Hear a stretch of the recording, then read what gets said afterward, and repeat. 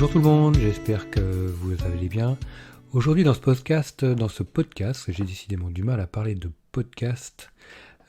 Aujourd'hui on va parler de la profondeur de champ au niveau de la photographie de paysage. Alors, la grande profondeur de champ, c'est presque à chaque fois ce qui est nécessaire dans nos photos de paysage, parce que la plupart du temps on va faire de la photographie avec du grand angle, c'est pas systématiquement le cas, bien entendu, mais je dirais bien souvent on va chercher à embrasser la globalité du paysage qui est devant nous pour notre photo, donc on va avoir besoin également d'une zone de netteté importante. Alors, il faut vraiment être vigilant sur quelques points. Ce qu'il est important de savoir, c'est que pourquoi est-ce qu'on a besoin d'une grande profondeur de champ? Parce que bien souvent, on va avoir un premier plan, un arrière-plan, et que pour que notre image soit captivante, qu'elle garde accroché le regard du spectateur, il faut lui permettre d'aller à la chasse aux détails. Un paysage, c'est une multitude de détails, du premier plan à l'arrière-plan, que ce soit des détails de végétation, de choses humaines, de rivières, de routes, que sais-je. Il est vraiment important d'avoir ce maximum de détails pour que le regard du spectateur vienne se promener et se raconte ses propres histoires en regardant nos photos. Donc pour ça, il faut être parfaitement net.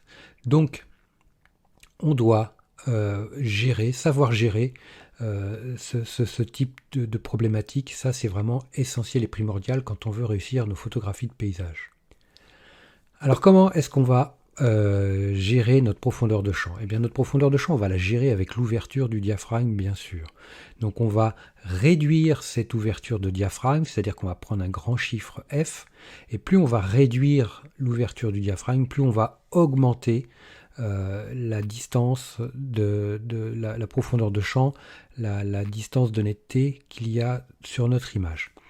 Si vous regardez la formation numéro 10, je fais des photos dans le brouillard, mais également avec des problématiques de profondeur de champ. Et j'en parle quand je fais la photo de l'estacade avec mes rochers en premier plan.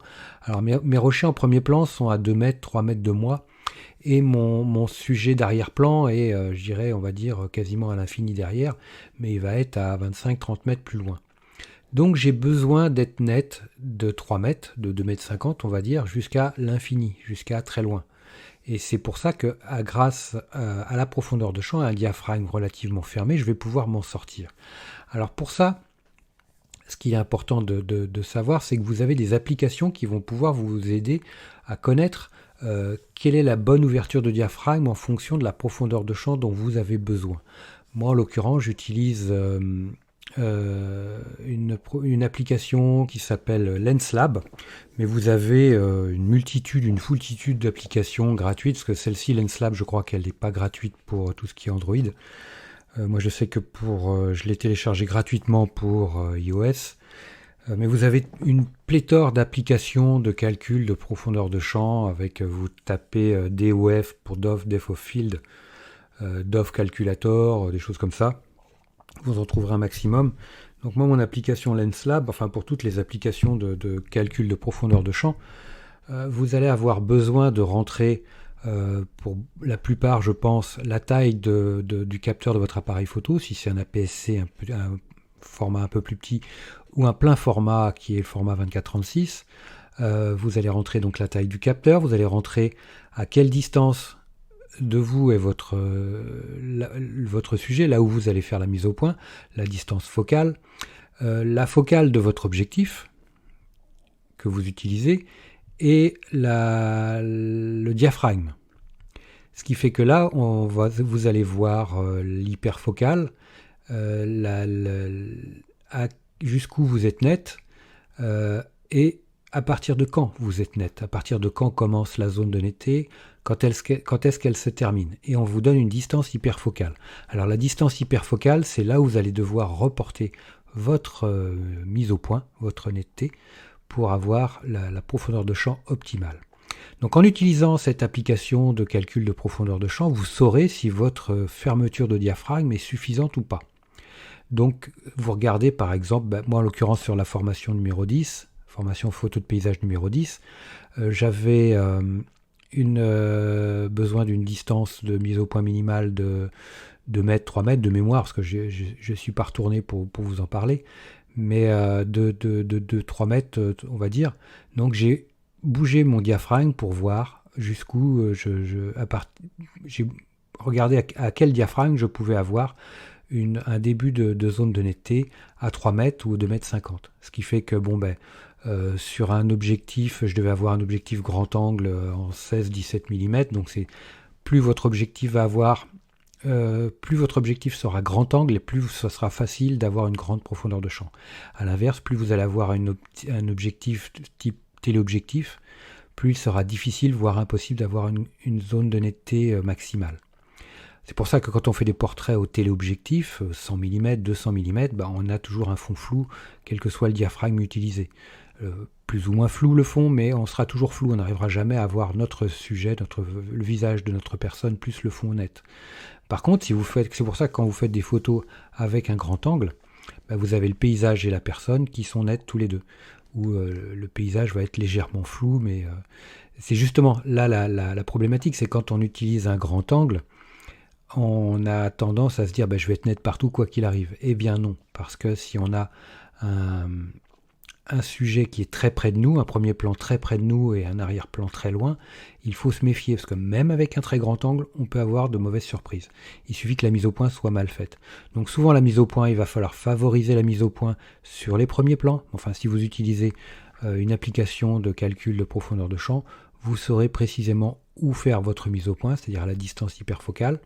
Comme ça, vous aurez un réglage optimal et vous n'aurez pas de problématique si vous avez choisi le bon diaphragme en fonction de celui que va donner votre application.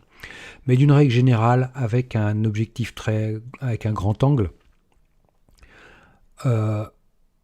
au-delà de f11, vous ne rencontrerez jamais de problème. f11, f16, il n'y a pas de souci. C'est pour ça qu'en même temps, il est important de tester son optique, parce que l'optique ne donnera pas forcément les mêmes résultats en fonction des diaphragmes utilisés. À f11 ou f16, si vous avez un objectif grand angle, par exemple, faites une photo à f11 et une autre à f16, il est possible que vous ayez une différence de netteté, enfin de piqué, on va dire. De la sensation de netteté soit pas la même. Peut-être qu'à f16, la sensation de netteté sera plus faible que la sensation de netteté avec une photo faite à f11. Donc ça aussi, c'est bien de le savoir. Donc pour ça, mettez votre appareil photo sur un trépied, faites des photos de paysage en mode priorité diaphragme et passez de diaphragme en diaphragme, de la plus ouverte au plus fermé, et vous comparez les résultats. Et vous verrez que vous risquez d'avoir des surprises et de voir que votre appareil photo fera pas forcément les meilleures photos à f32, mais que ça pourra être par exemple à f8 ou f11. Donc c'est là où il est important de tester, parce que chaque objectif va vous proposer des résultats différents. Donc testez vos objectifs pour voir à quel diaphragme ils seront et vous offriront les résultats les meilleurs. Voilà pour ce chapitre sur la profondeur de champ. Moi, je vous dis à très vite. Laissez-moi un like, laissez-moi toutes les étoiles que vous voulez si vous êtes sur Apple Podcast. Laissez-moi un petit commentaire sympa, ça me fera super plaisir. Tout ça, ça va aider au référencement. Inscrivez-vous à ce podcast. Allez sur le site apprendrePhotoDePaysage.fr. Comme ça, vous aurez toutes les formations sur la photo de paysage à votre disposition. N'hésitez pas. Et puis, abonnez-vous au podcast, les amis. Et puis, je vous dis à très bientôt. Ciao. Dernière petite chose avant de se quitter, si ce n'est pas déjà fait, je vous encourage à faire partie de ma liste de contacts pour bénéficier de conseils quotidiens, d'astuces photographiques, de choses vraiment utiles et intéressantes à connaître, à savoir, ou à se faire rafraîchir la mémoire sur certains sujets. Il y a toujours un intérêt à avoir un petit lien entre nous au niveau quotidien. Il y a aussi quelques réclames commerciales, je dirais, de temps en temps. Voilà, donc n'hésitez pas à aller voir sur les formulaires du site comment-photographier.com. Vous en avez sur les articles au niveau de la colonne de droite, ou autrement en bas d'article, vous avez des formulaires un peu partout, et vous pourrez comme ça ainsi faire partie de la liste de contacts. Autre chose également, actuellement, il y a 50% de réduction sur toutes les formations du site commentphotographier.com. Donc vous allez sur le site commentphotographier.com et vous allez sur la page formation, tout simplement. Ou alors comment-photographier.com/formation photo. Mais allez sur le site, ça sera beaucoup plus simple. Donc vous avez 50% avec le code 5050 en chiffre arabe et vous pourrez bénéficier de toutes les formations à moitié prix. Vous avez une quarantaine de formations sur la photo de paysage, vous avez des formations sur le portrait, vous avez des formations sur les photos d'enfance, sur les photos flash, sur la photo culinaire, j'en passe et des meilleurs les amis. Donc ne vous privez pas, c'est actuellement avec le code promo 50 50%. Voilà les amis, je vous dis à très vite pour de nouveaux podcasts.